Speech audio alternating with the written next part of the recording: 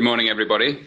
My name is Stuart Clarke, and I am the Chief Technology Officer of the Security and Intelligence area at Nuix. We're going to get things started in just a moment. I'd first of all like to thank you all for attending this morning. We do appreciate your time, and we look forward to sharing some ideas around left and right of breach. The first thing that I'd like to do is actually send apologies on behalf of Nick Pollard. Unfortunately, Nick is unwell and he does send his apologies. So hopefully I can do a good job of filling in his place. So yeah, please accept my apologies for that. So today we are going to talk about the concept of left and right of breach. It's a concept that many of you may have heard in various different terms. But really, we want to introduce the concept of left and right of breach and better understand what it actually means and how we can actually adjust our organizations around this topic, if you like. So the slides and the session's probably going to last roughly around 40-45 minutes. And then if you do have any questions, we will have plenty of time at the end for some Q&A. So I very much welcome questions, and if you want to send them in throughout the deck and throughout the presentation, we'll pick those up at the end. So very much welcome those questions. So just a quick agenda of what we're going to cover today. So we'll first of all look at what is left and what is right of breach, and look at the differences between those two, and take kind of a high-level summary of what left and right breach looks like. We'll then start to take a look at some of the driving forces, the driving forces behind why we should strive towards being left of breach, and really what the implications are of being in the wrong place as well. In particular, we'll take a look at the significance of time. Time is always of the essence, whether it be a cyber incident or any type of security endeavor. Time is always of the essence, and we'll take a look at the impact of time. And then we'll kind of wrap things off with, first of all, why you should go to the left of breach, and importantly, how do you get there? And then I'd really like to wrap things up with a couple of demonstrations of what left of breach looks like, but also what right of breach looks like as well, because the reality is organizations are going to be in both of those different camps, and may very well be more focused on getting to the left, but be very strong at the right side of breach at the moment. So we'll take a look at what both of those look like and see how those workflows apply to your organization. So first of all, what is left and right of breach? Talked about it for a couple of moments now. It probably seems fairly vague, so really want to introduce the topic. Effectively, what we see here is the left and the right of breach. For me, I mean, often we think of organizations as two things. They've either been breached or they're about to be breached. They're one of those two things. So when we consider that mindset, breach is very much the center ground. So if we imagine a breach is in the center ground, and breach could be anything. It could be a hack. It could be a malicious insider who's stealing our critical value data and our intellectual property. Breach is kind of a word to describe all manner of data losses or exfiltration of data in an organization. So if that's our center ground, if we're left of breach, we're ahead of the curve. We're ahead of the breach. So this is before the incident occurs, and we're asking questions such as, who is my enemy? What am I as an organization, and what data do I hold as an organization? And what's the value of that data to me, but also what's the value of that data to a would-be attacker? So being left of breach is a more proactive stance. Very much driven around intelligence. So we're looking to get ahead of the incident before it happens. And really, it's a pretty good place to be. That's where a lot of us would like to get to, and it's certainly a good destination for us to strive towards. On the right of breach, this is really, we don't want to be here, but actually a lot of us are, because it's difficult to get left of breach.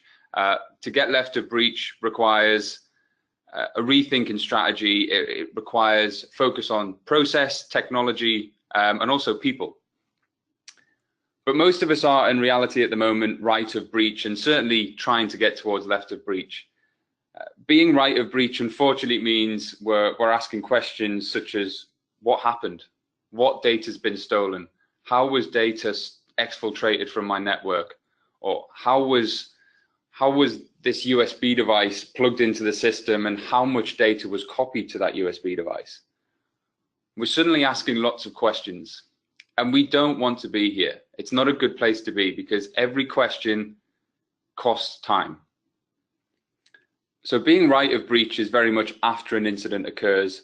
We're asking lots of questions, we're conducting an investigation, we're reacting. And while a lot of us are here, it's important that we do focus on right of breach as well.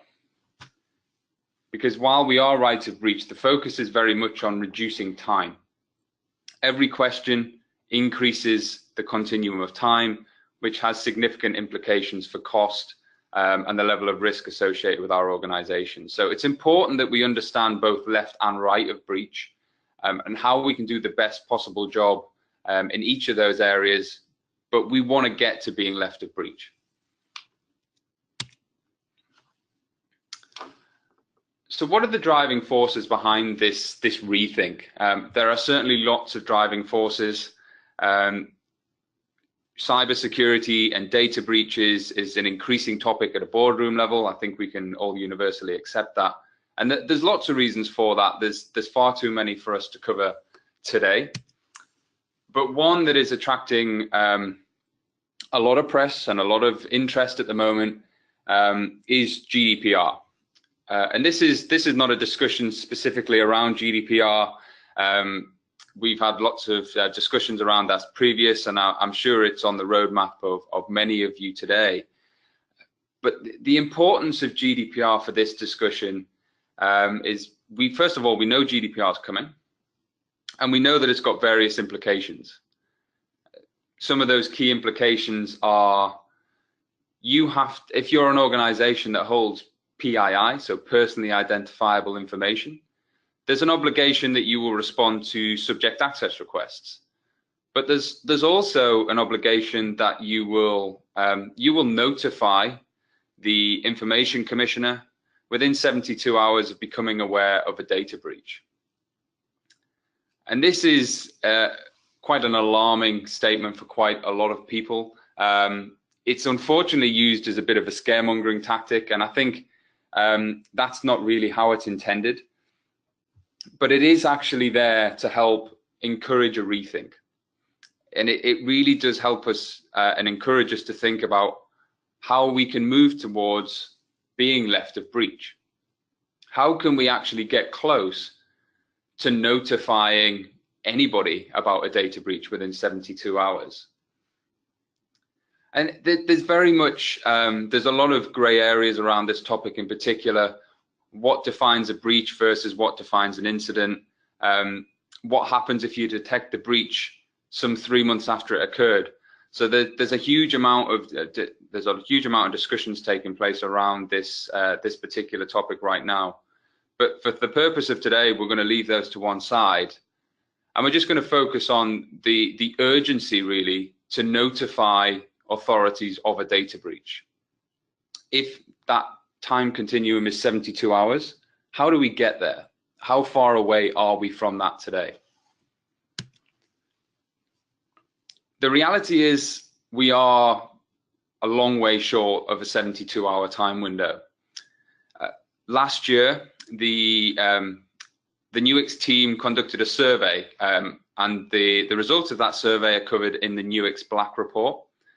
We have done a second version of this survey, which will be out soon, so keep an eye on our website and our social media channels for the Nuix Black Report version 2. But the Nuix Black report was a really interesting study. We basically gathered some of the greatest hackers, penetration testers, and security assessment teams, and we asked them how they break into organizations as part of their job, and where they see the vulnerabilities from their perspectives. And some quite interesting statistics came out, and we've covered those again on separate webinars. But for the purpose of today, the important thing is hackers claim that they can get into most targets within 12 hours, and within a further 12 hours, they can get data out. So the big takeaway there is a hacker can get into your organization and steal data within 24 hours most of the time. Your data's gone in less than a day, potentially. What's even more alarming is that the same report reported that on average, a data breach takes 250 to 300 days to detect. Now that's a long way short of 72 hours, and that really does represent the problem. That is the problem of being right of breach, and we really need to reduce the number of days between incident and detection. And hopefully throughout this session, we'll introduce a few concepts that can hopefully bring that number down, and also take us towards being left of breach. So what is the significance of time? I've spoke a little bit about time already this morning. Time means cost, and cost could be anything from financial to reputational damage to much worse. So time has a major significance to play here. And if we dig into that in a little bit more detail, it actually becomes clear how a cyber incident grows in severity as time passes. So what we see right now is basically the kill chain of a typical cyber attack. The idea here really is we need to disrupt that kill chain as early as possible. And we need to ideally be preventing incidents from happening. However, we're not there yet. We're a long way short of that, but that is certainly the destination that we need to get to. We need to get to being more preventative and less reactive. Because the further you go to the left, the impact of the breach is significantly reduced. However, as you move to the right, and as you move down that cyber kill chain, the cost goes up, the damage goes up, our reputation is tarnished, even our stock price can plummet. That's not a good place for organizations to be. And in recent years, we've seen significant attacks have a major implication on the value of organizations. So organizations that have been acquired or maybe merged, their value has been significantly impacted as a result of a data breach. So this has significant implications, not only to the revenue of an organization, but also to the reputation of an organization. So as we go left, we experience less. The impact is reversed.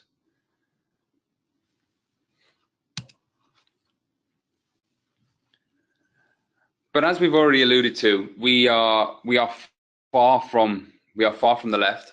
The Nuix Black report reported 250 to 300 days. Another report in 2017 indicates that it still takes 191 days for a breach to be identified. So we're a long way short of the 72 hours that GDPR mandates. And sadly, we're right in the thick of the negative aspects associated with the breach. So we're too far to the right, and we're too close to those risk implications, those cost implications, and those reputational issues as well.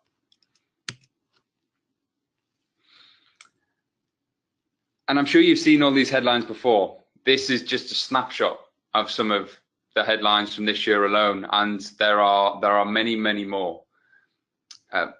Many of these breaches happened some time ago. If we take TalkTalk, for example, that incident happened a number of years ago, but they are still feeling the effects of the breach. They're suffering multiple fines. They lost an inordinate amount of customers and suffered a huge amount of brand and reputational damage.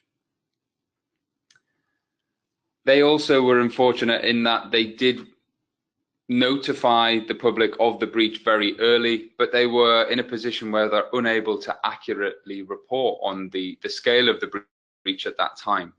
So while there were best endeavors to notify the public, it was incredibly difficult for them to notify the public and the authorities in an accurate manner because they weren't close enough to the left of breach. In addition to that, we hear reports of organizations like Sports Direct holding back on disclosing data breaches. Obviously, recognizing the potential impact of a data breach, there's now certainly instances where organizations would prefer not to disclose a data breach and try and keep it under wraps with the intention of maintaining their brand and their image and also keeping cost and reputational damage down. And that's really not the right strategy. That is not where we need to be. More recently, we've seen a significant breach take place with Equifax. And the slide really tells it all. That picture tells it all. A dramatic fall in their stock price as a result of the data breach becoming public knowledge. It wiped a huge amount of money off their market capital, and it continues to have an impact today. And the overall cost to Equifax over a period of time is no doubt going to be significant, and it will be interesting to see where that figure actually lands after a year passes. But I think what we can conclude is breaches are real, but breaches also, there is a direct responsibility at the C-suite and the C-level of executives to deal with this. And the further right you are from the breach, the worse the news gets. And this is very much evidence of that. It's being further away from breach means you find yourself in a circumstance such as Equifax, where you lose millions and millions of dollars off your market capital almost overnight. So why should we go left? Well, I think we've probably set the scene quite nicely in terms of why we should go left. We've all seen the financial implications of being to the right. But just really to re-emphasize, the cost of breaches are absolutely rising. We know the cost of breaches are rising. We know the volume of breaches are rising, and the damage is becoming so much more severe. But really by how much? Well, on the top left-hand side of this slide, what you can see is in 2017, the average cost of a breach actually surpassed, in many occasions, that of the previous 4-year average. So a dramatic rise in the cost of breaches over the course of this past year. And when we actually take a look at the three threat vectors defined on the right-hand side of the slide, so we have malicious or criminal attacks, system glitches, and human errors. So they're very broad topics, but actually the per capita cost associated with those is significant, anywhere between $155 and $125 per capita cost associated with each of those different types of incidents. So the cost is becoming significant now, and it's continuing to rise at a significant rate as well. It's important really to not see this as scaremongering. This is really justification that we need to invest more in moving towards left and moving towards getting to left of breach. So let's look at those costs in more detail. The average cost of a breach was reported as being at around about $4 million in 2016. And let's be honest, some of the costs are really hard to quantify. when you consider the loss of customers, the damage to a brand. Some of those costs really are hard to quantify accurately. And also we should consider in the future, with the likes of GDPR, fines for non-compliance are likely to get significantly larger as well. So it's fair to say that the cost of a breach is going to continue to rise. Furthermore, we're actually seeing an increasing number of negligence claims against business executives in these organizations that are subject to breaches. And subsequently, that is leading often to criminal proceedings carrying jail sentences. So the implications are becoming very, very real now for business leaders, and it goes far beyond just financial implications. Importantly, the further you are to the right of a breach, the greater the damage, and there's really no escaping it. A data breach almost has a bit of a bullwhip effect. So the effect really does amplify the further away you go from the breach. Those initial costs escalate to fines for non-compliance, escalate to reputational damage, and then escalate to possible criminal implications as well. So there very much is a bullwhip effect as we move further away from a breach.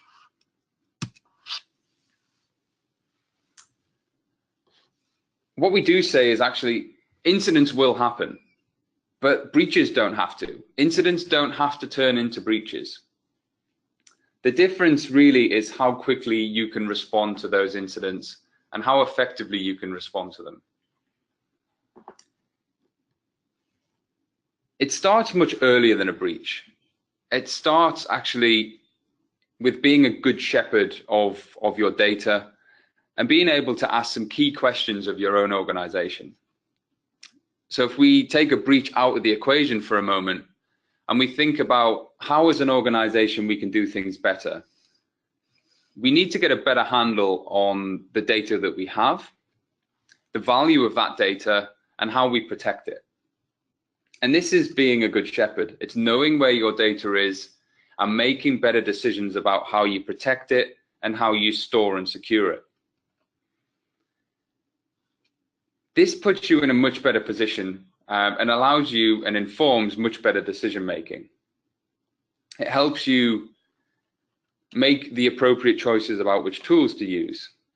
And it also assists in the development of policies and incident readiness plans, which are essential in today's business. You need to be prepared for a breach, and all of these policies need to be in place. But if you don't know what you're protecting and you don't know exactly what data you're trying to protect from the outside world, you can't make good decisions about how to protect it. And this is key. This is a key thing which we often overlook.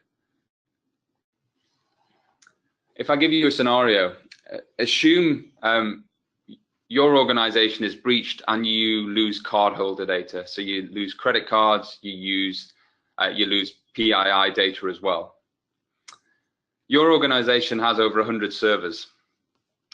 Do you know where the cardholder data resides? Do you know where it's cached? Do you know where it's stored? Do you know where all the transactions take place on those 100 servers? If you don't know the answer to that, you've got a massive task ahead of you. And your security teams are already under a huge amount of pressure to make good decisions and to make good decisions quickly. They're already on the back foot and they're already losing huge amounts of time.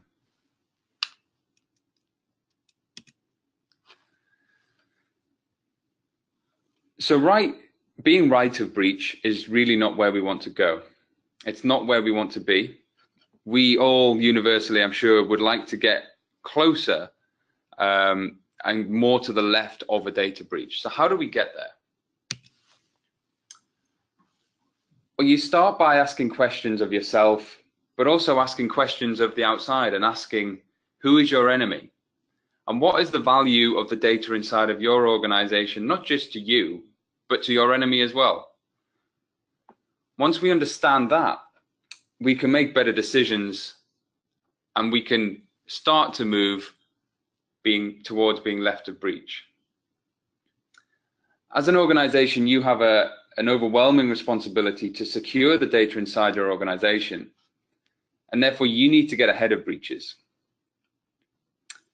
We universally accept that humans and also vulnerabilities exist on the endpoint. So on the desktops and the laptops which our individuals use, we universally accept that there's significant vulnerabilities there. And it's important that we secure those endpoints to keep our enterprise protected. But it's also important that we get a better understanding of the behaviors that happen on the endpoint, so we can determine what's good and what's bad in an almost near real-time fashion. Behaviors are a key element of being able to better prevent and protect against incidents from happening.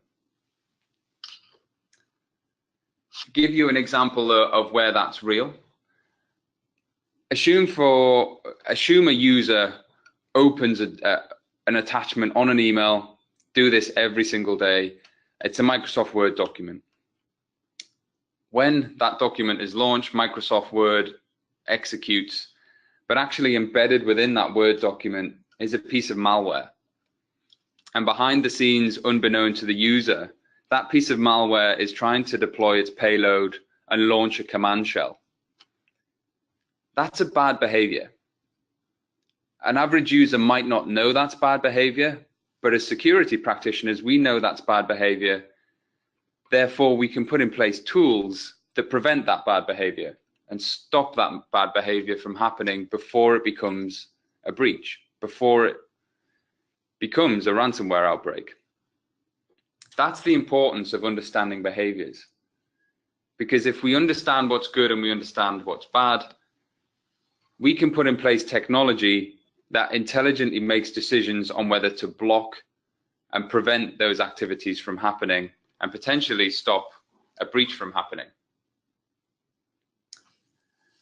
But stepping aside from the malware use case, what about insider threats? What about the insider who's trying to steal documents from our organization, trusted individuals who have access to our critical value data? How do we deal with those individuals? Again, it comes down to behaviors, and it comes down to understanding what good behavior is and what bad behavior is, what's abnormal and what's normal for a given user. So if we take the example that I usually work 8 hours a day, and I work 5 days a week, and I usually never print anything out. However, on Sunday, the 1st of October, I logged into the system and I printed over 100 pages of documents. That's abnormal behavior. That is something that we can really focus in on and figure out what's going on there. Is that just an anomaly? Or is it actually, am I trying to print documents out and steal them from the organization to try and evade detection? Or another example, the user who tries to steal data via a USB device, very common way of exfiltrating data from a network. This same behavioral endpoint capability can detect a USB device as soon as it's plugged into the system. We might not want to block it, but we might want to detect it and make decisions based on that USB device being plugged in. So we could, for example, as soon as the device is plugged in, that will fire an alert. We can then capture details of what's stored on that USB device and intercept the malicious insider before they leave the building. Again, examples of key behaviors on a system that if you have the right type of technology in place that can understand these behaviors, you can start to prevent and protect your organization against data breaches. And it's all down to having an endpoint technology that can monitor suspicious activities and behaviors in a near real-time manner. The same technology can not only be used for prevention and protection, but it also can be used for building intelligence. If we're continuously monitoring things such as network activity, USB devices, printer activity, when a user logs on and logs on to the system, what files they interact with and what processes that a typical user interacts with, If we're monitoring that activity continuously, there's a huge source of intelligence, and the machine can learn and continuously learn what's good, what's bad, and then it comes down to us to put rules in place to make decisions about the gray area in the middle. So there's a huge amount of potential here to help move organizations towards being left of breach, and to start asking the questions such as who is the enemy rather than what happened. But most of us are in this place.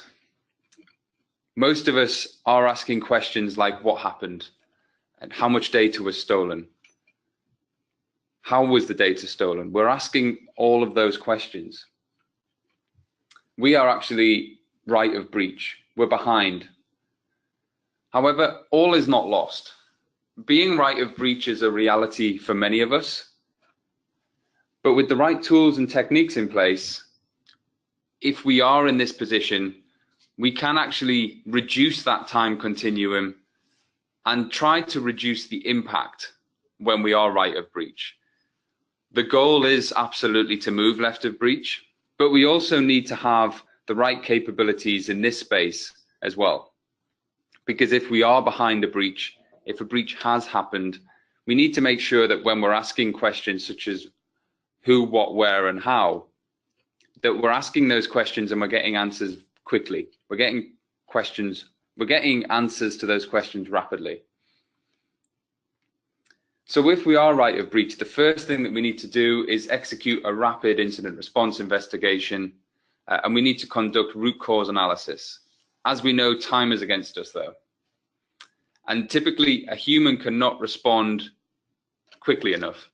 There's too much data, that there's too little time. The human cannot make the right type of decisions to get through the millions of log files that we need to get through in answering those questions. So what we need to do is we need a solution that can augment human intelligence, that can find those answers faster, but also gather intelligence along the way as well, so we can improve next time. So we need solutions that allow a human and a machine to work together to quickly triage through vast quantities of log files to determine exactly what happened, to conduct that root cause analysis, to conduct timeline analysis, and quickly understand exactly what's happened and remediate. And that really is critical. It's critical to have machine and human working together, and to augment that human intelligence to help us respond to a breach in a more timely manner. The same solution must also be effective at displaying the results. It's one thing to be able to trawl through log files and for a security analyst to understand that data, but we also need to display the impact of a breach in a non-technical manner through analytics and intuitive visualizations, so executives in the boardroom can make decisions as well. It's important that you have the holistic capabilities in your security solutions that can cover all of those different aspects, and that can subsequently help you reduce time when you're right of breach. It's fundamentally important that as organizations, when we are behind the curve and when we are right of a breach, that we shrink the time continuum and we reduce the possible impact and implications of a data breach after it's happened. This has very much been a focus of Nuix as we've been building our security and intelligence software.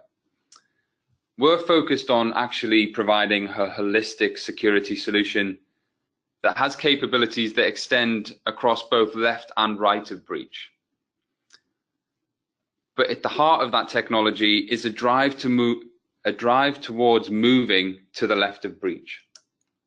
So we have capabilities that can absolutely allow you to respond to a breach in a timely manner, but those capabilities are driven to move you towards left of breach by building intelligence and by better understanding how threat actors are operating inside our network, so we can move towards a preventative state.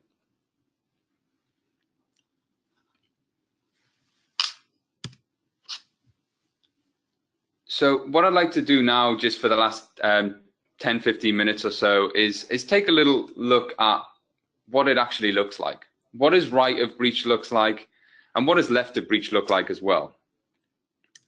Myself, before joining Nuix, I was often right of breach. I often had to respond to all manner of different security investigations and data breaches, understanding how people stole data via USB devices, to something often a bit more malicious, potentially with malware.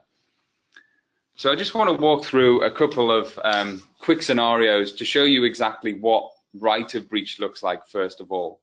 So a breach has occurred, and we are now responding to that breach as a security investigator and incident responder.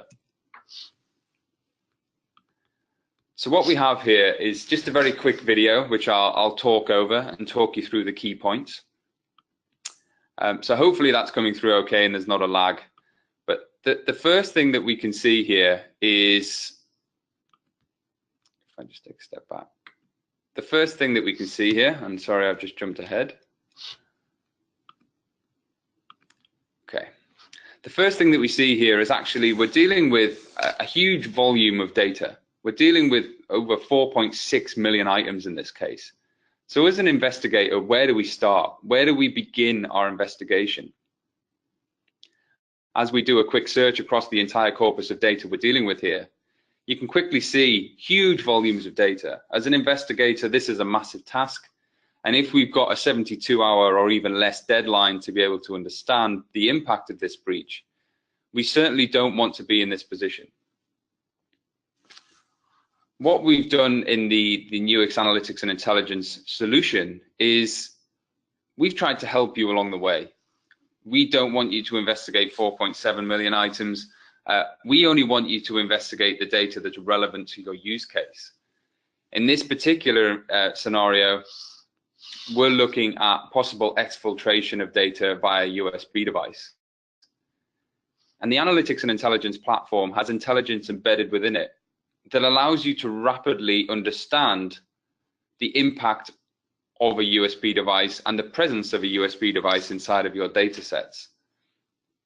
So what we can quickly do is we can ignore these 4.7 million items, and we can quickly focus on any artifacts associated with storage devices inside of this particular project. And at the click of a button, we can quickly identify all of those artifacts and we can visualize them. So what we see now on the canvas are instances of all USB devices that have been connected by the users under investigation. So this could be one user, this could be many users, but we see all of the different devices that have been connected to that system. And we can start asking more questions now. So rapidly we've identified those USB devices. We might then want to ask more questions of the data, such as what files have been accessed from those USB devices, or who has used those USB devices. And again, we can ask the Analytics and Intelligence solution to tell us those answers.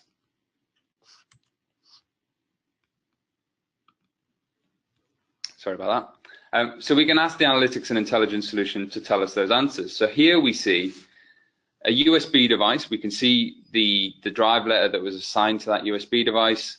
We can even see what that USB device was called, and we can see some other artifacts associated with it. So potentially a folder called Ming paper was accessed from that USB device. So very quickly we can ask questions of the data and get some answers very, very quickly. And these relationships and this level of intelligence really does extend much further. But that's really just to give you an illustration that after a couple of mouse clicks, we can very quickly investigate USB analysis and the USBs that have been connected to a system. The second example that I want to give you about being right of breach is very much focused on activity around critical value data.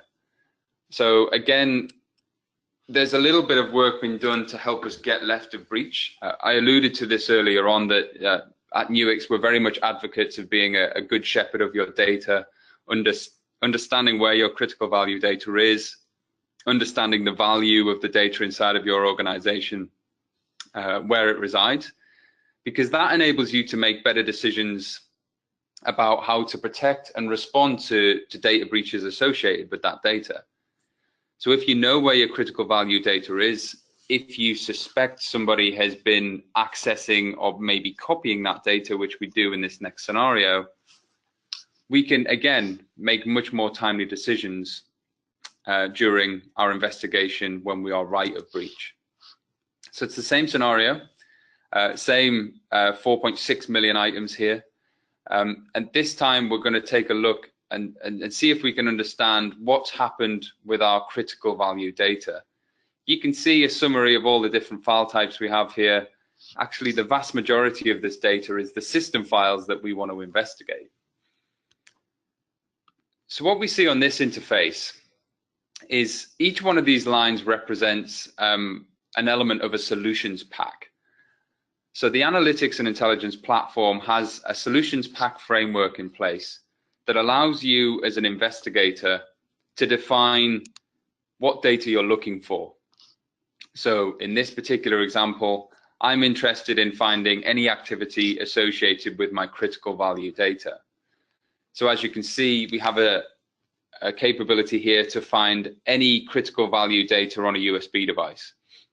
We have capability here to show any access of critical value data, any deletion of critical value data, and even any emailing of critical value data. So we can very, very quickly focus our investigation on these key elements. So we know where our critical value data is. So when we are responding to a data breach, we can make quick and informed decisions when responding and subsequently get answers to our questions faster. So what we're going to do is we're just going to turn a few of those, we're just going to ignore a few of these for now, and we're going to focus our attention predominantly on critical value data that's been deleted and externally emailed for now. And we can see that, first of all, someone has deleted critical value data. Someone's also externally emailed critical value data. So we'll take a look at the ones that have been deleted now. By adding them to the canvas, we can see the activity over time. So we can do that timeline analysis and see exactly what's taken place over a period of time. But what we can also do is gather information such as the file names and determine exactly where they were deleted from. So if we focus in on this key system artifact here, we can very quickly determine not only which files were deleted, but where they were deleted from and by which user. So we're looking now at key system artifacts to determine exactly how this data was deleted from the system and where from. So what we see here is all of that metadata, and we can quickly conclude that this data was deleted from the desktop in a folder called Ming Paper. If we start to take a look at some of the files themselves, we can see the file name. We can also see the file content, so we can see the content of the file before it was deleted. But we can also see some entities, and this is key intelligence now. There's person names, there's personal ID numbers inside of this data that help us form and build an intelligence repository as well. So knowing this data in future might help us better prevent against incidents in future. So now we've taken a look at what it likes to be right of breach. I would like to very quickly just show you what it looks like to be left of breach now. Exactly the same scenario, but what we're going to do is just look at the difference. The difference in the scenario is when you are left of the breach and you're ahead of that breach. So again, we're focusing on USB device again. So same device. What we're looking at here is an alert that's been generated because a USB device has been inserted into the system. So we haven't blocked USB capability. We just want to alert to the fact that a USB has been plugged in, because that alert can trigger further actions. So it could trigger an action such as when a USB device is plugged in, we want to collect details about what is stored on that USB device, for example. So we can see this alert being generated here. We now do a very quick triage into what's actually going on here. So if we look at the removable media, we can see quite a lot of good information about that USB device. We can see when it was plugged in, we can see the drive letter, we can see its volume serial number, its drive label. We can also see the total number of bytes and free bytes on the USB device. So we can get a feel for how much data is stored on the USB device. And if there's quite a lot stored there, we can very quickly take a look at what's on the USB device. But what we can also do is actually look at all devices that have ever been plugged into the system. So this is giving us intelligence going back through time. So maybe going back a number of days or a number of weeks to see exactly what devices have been connected to the system that we may have missed previously. So here we can see in just a 3-hour window, we had quite a lot of devices plugged in. So if then we now switch to files, as you can see here, we've gone from accepting this device has been plugged in within a 3-hour window. Now what I'd like to do is understand what files have been accessed within that same 3-hour window on the machine. So you can see now we're looking at files, and if we apply a filter for the same 3-hour window, we can very quickly return a list of all the files that have been accessed on the same endpoint. The purpose of this is to possibly determine copy activities or copy operations. So what you can see here is a fair number of files have been accessed within that window. Word documents, text files as well. And we can actually we can tidy this up a little bit, and we can group that data together to get a feel for exactly what's gone on. So the first thing that we can do is group by process name. So we can see here that winword.exe has been used. So if we group the data together by process name, what we can subsequently see is these are all the different processes that generated file activities. You can see quite a lot of Word documents were accessed during that particular time window.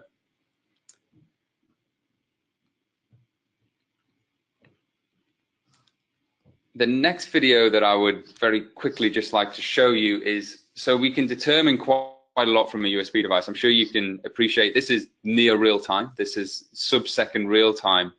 So it's very, very powerful. Within a couple of minutes, we can determine a USB device being plugged in and then see what files people are accessing. And if they're quickly make decisions about if they're accessing critical value data, we might want to isolate that device from the network and intercept any activity that's taking place.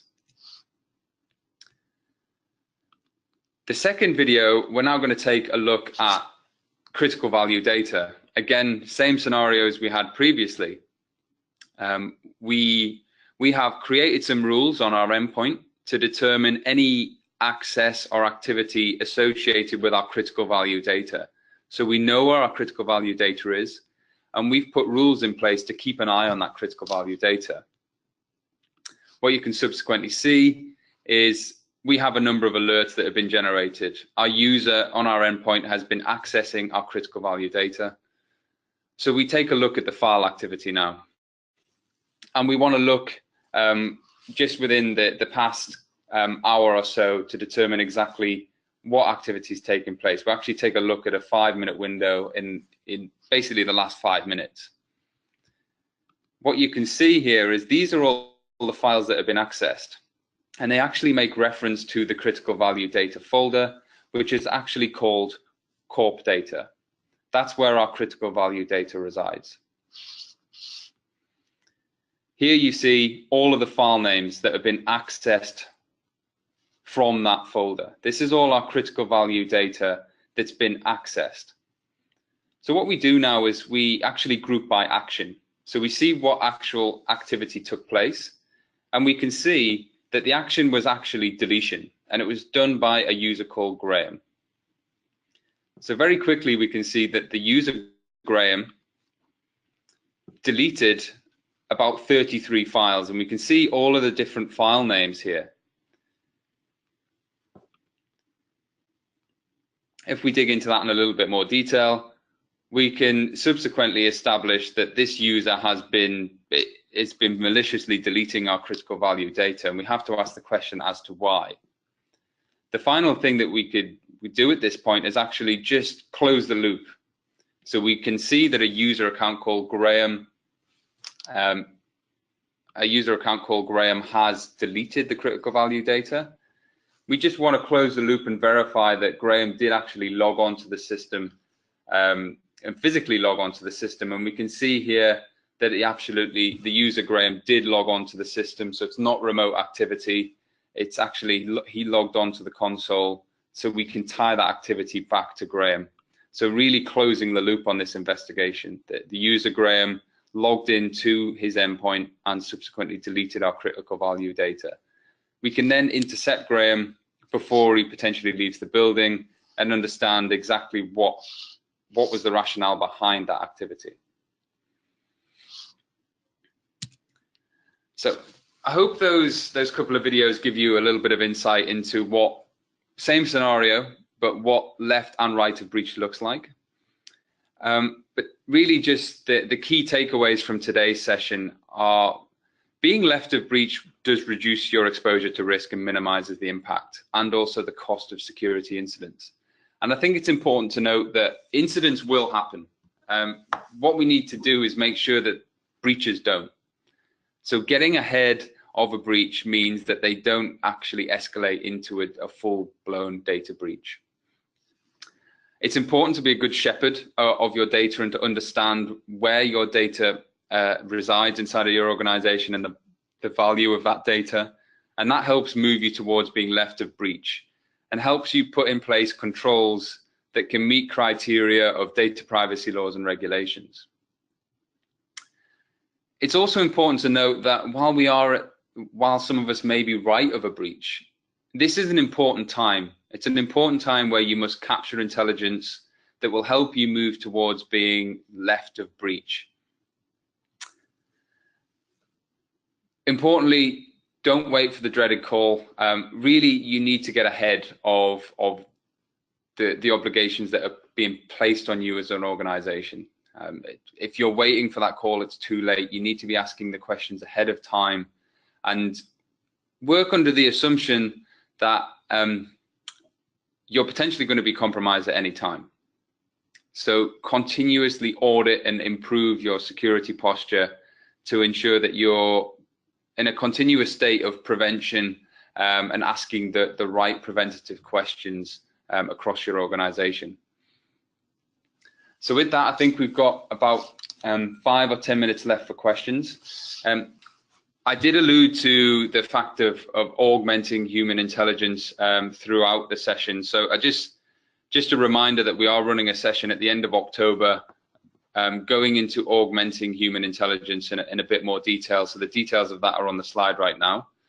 But I'd like to open up the floor for any questions. And thank you for your time today. So let me just check if we have any questions.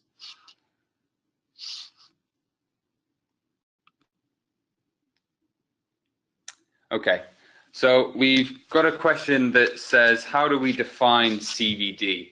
So that's a great question. So CVD, critical value data, is first of all, what's critical value data to your organization? Is it PII? Is it personally identifiable information? Is it payment card data? Is it intellectual property? Once you've defined what that is, you then need to search your entire organization and find out where it is. And that's a big task, but that's a task that you need to do to be able to make the right decisions about security, but also to be able to better comply with legislation like GDPR. So as an organization, what CVD is will be unique to you. If you're in the manufacturing business, it's likely to be intellectual property. If you're a retailer, it's likely to be payment card data. So once you define what data is critical to your organization, it is then a question of trawling the enterprise and finding out where it is and putting controls around it as well. I hope that answers your question. I've got a couple of other questions. So So we have a question about the endpoint agent. So we have an endpoint agent in place that works from signatures. Why do I need the behavioral capabilities? So that's a good question. Both are absolutely essential, but the trick with endpoint solutions that work from signatures is actually working from a signature means you're somebody's right of breach. So if you've got a signature of a piece of malware, for example, so an indicator of compromise of a piece of malware, somebody knows about that piece of malware, so it's already too late. They're already right of breach. So by dealing with behaviors, we're not actually waiting for that signature. We're actually ahead of time, if you like. So we're looking for bad behavior on the system that might indicate a malicious piece of data rather than actually a known signature.